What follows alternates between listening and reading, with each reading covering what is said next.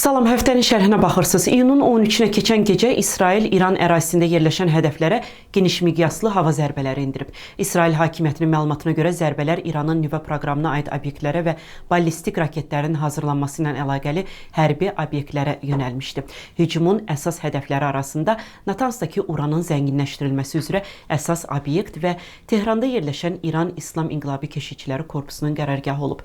Gecə hava hücumları nəticəsində Sepahın baş komandanı, İran Silahlı Qüvvələrinin baş qərargah rəisi və Fövqəladə Hallar qərargahının komandiri həlak olublar. Bundan əlavə ölənlər arasında İranın nüvə üzrə tanınmış alimlər, o cümlədən İran Atom Enerjisi Təşkilatının keçmiş rəhbəri və Azad İslam Universitetinin prezidenti də var. Tasnim agentliyinin məlumatına görə ümumilikdə hücum nəticəsində 6 nüvə alimi həlak olub, təxminən 50 nəfər isə yaralanıb. Siyasi şərhçi Şahin Cəfərli deyir ki, İsrailin əldə etdiyi məlumata görə İran yaxın həftələrdə ona yaxın nüvə başlığı yaratmaq imkanında idi və bu İsrail üçün təhdid idi.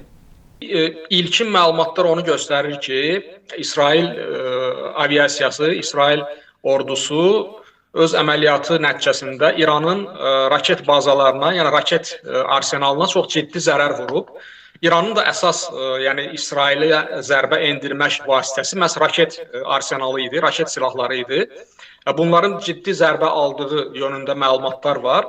Bu baxımdan, yəni bu konfliktin gedişatı İranın İsrailə hansı şəkildə cavab verəcəyindən daha çox asılı olacaq. Artıq yəni İsrail xəbərdarlıq eləyib ki, İrana, siz əgər cavab verməyib sakit otursanız, biz bu əməliyyatı dayandıra bilərik. Yox, siz əgər bizə əks zərbə endirməyə çalışsanız, onda sizin nəinki hərbi obyektləriniz, hətta enerji infrastrukturunuz da zərbə altında qalacaq. Yəni bu baxımdan dediyim kimi, yəni bu hərbi toqquşmanın bundan sonraki inkişafı daha çox İranın mövqeyindən asılıdır. Yəni İran bu İsrailin ilk zərbələri nəticəsində nə dərəcədə zərbə alıb, yəni İranın raket qüvvələri nə dərəcədə sıradan çıxarılıb, bütün bunlar münaqişənin bundan sonraki inkişaf tendensiyasına öz təsirini göstərəcək. Bəs Azərbaycanın sərhədində müharibənin olması Azərbaycana necə təsir göstərir? Amma ümumən regionda təhlükəsizlik şəraitinin pisləşməsi təbii ki, İranla həmsərhəd ölkə kimi Azərbaycana da dolayı təsirlər göstərə bilər. Məsələn, əgər bu bayaq qeyd etdiyimiz məsələ, əgər bu konflikt genişlənərsə, dərinləşərsə və uzun müddət davam eləyərsə, burada təbii ki, Azərbaycana birbaşa təsirlər ola bilər. Hansı şəkildə ola bilər? Əgər bu bombardmanlar, bu hərbi əməliyyatlar İran ərazisinin geniş bir sahəsini əhatə eləyərsə, İrandan müəyyən əhali qruplarının miqrasiyası məsələsi ortaya çıxa bilər və yəni bir qaçqın dalğasının əmələ gəlməsi riski var. Və bu qaçqın dalğasının da yönələ biləcəyi istiqamətlərdən biri Azərbaycan ola bilər. Yəni bu baxımdan Azərbaycana əgər perspektivdə təsir göstərə bilər, əgər bu konflikt uzanarsa və dərinləşərsə. Azərbaycanın konstitusiya quruluşunu zorla dəyişib, Kərimə dövləti qurmaqda ittiham olunan 13 nəfərə hökm oxunub. Həmin şəxslər qisas qrupunun üzvləri kimi təqdim olunurlar.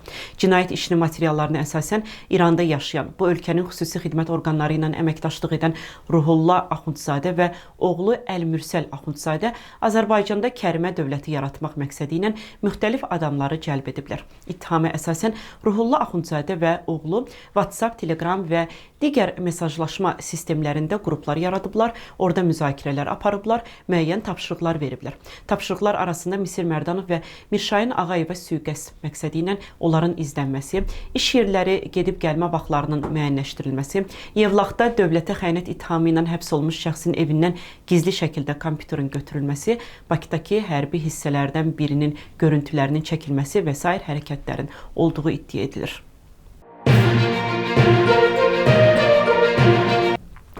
Müsəlman Birliyi Hərəkatının üzvü Elgiz Məmmədov həbs olunub. Bu barədə məlumatı hərəkat yayıb.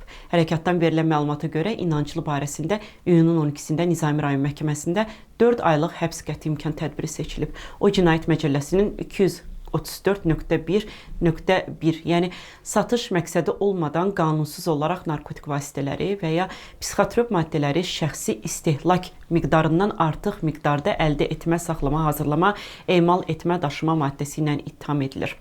Elgiz Məmmədov iyunun 10-da Bakının Keşlə qəsəbəsində saxlanılıb. Həmin gün onun bir saylı kliniki tibbi mərkəzə yerləşdirildiyi bildirilmişdi. Hərəkat ailəsi istinadən bildirir ki, Elgiz Məmmədova narkotik maddə ittihamını qəbul etdirmək üçün ona polis idarəsində işgəncə verilib və daha sonra suyuna narkotik maddə qatılıb. Siyasi məhbus ailələri Tolik kimi tanınan aparıcı Tarix Əliyevi məhkəməyə verməyə hazırlaşırlar. Bu barədə jurnalist Arzu Abdullah öz Facebook səhifəsində yazıb. Aparıcı Tarix Əliyev bu yaxınlarda TikTok sosial şəbəkəsində canlı yayımlardan birində beynəlxalq təşkilatlar və hüquq müdafiəçiləri tərəfindən siyasi məhbus kimi tanınan şəxslərin ailələrini təhqir etmişdi. Onlar haqqında qeyri-etik ifadələrdən istifadə etmişdi. Tolik kimi tanınan teleaparıcı Tarix Əliyev TikTok sosial şəbəkəsində canlı yayımdaykən bütün məhbus ailələrini çox ağır şəkildə təhqir edib. Biz məhbus ailələri olaraq 30-a yaxın məhbus ailəsi aidiyyatlı qurumlara müraciət etmişik Tolikin cəzalandırılması ilə bağlı. Və bu prosesdə bizə bizim hüquqlarımızı vəkil Zübeydə Sadıqova qoruyacaq, müdafiə edəcək. Məsələ bir digər tərəfi də var ki, Azərbaycanda bilirsiniz ki, hüquq məhkəmə sistemi bərbad vəziyyətdə fəaliyyət göstərir. Daha çox sifarişli hökmlər icra olunur və məhkəmələrdə biz demək olar ki, ədalət görmürük. Və mən məhkəmələrin uzun müddətli monitorinqini aparan bir hüquq müdafiəçisi kimi, bir jurnalist kimi də bunu deyə bilərəm ki, həqiqətən də Azərbaycanda məhkəmələrdə çox nadir hallarda ədalətli qərar verilir.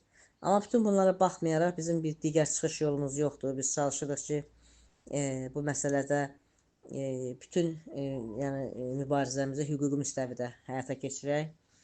Ona görə də düşünürük ki, bu axıra qədər davam etdirəcəyik bunu. Azərbaycanda məhkəmələrdə sonuna qədər davam etdirəcəyik və Avropa məhkəməsinə məsələ ilə bağlı müraciət edəcəyik. Azərbaycanda elektroenergetika haqqında qanuna dəyişikliklər ediləcək. Dəyişikliyə əsasən elektrik enerjisinin və qazın ödənilməsində sabit tarif tətbiq olunacaq. Yəni vətəndaşlar istifadə etmədiyi halda belə işıq və qaz üçün ödəniş etməli olacaqlar. Azərbaycan Pakistandan 40 ədəd 4-cü nəsil JF-17 tünder qırıcısı alacaq. Bu barədə Forbes jurnalı məlumat yayıb. Bildirilir ki, Bakı əvvəlki sifarişini genişləndirərək təyyarələrin sayını 16-dan 40-a çatdırıb. Sözügedən alqı-satqı 4,6 milyard ABŞ dolları dəyərində olan müdafiə sazişinin bir hissəsidir. JF-17 tünder təyyarələri Pakistan və Çin tərəfindən birgə istehsal olunur və son illərdə müxtəlif ölkələr tərəfindən maraqla qarşılanır. Bu həftəlik bu qədər. Növbəti həftə görüşərik. Hələlik.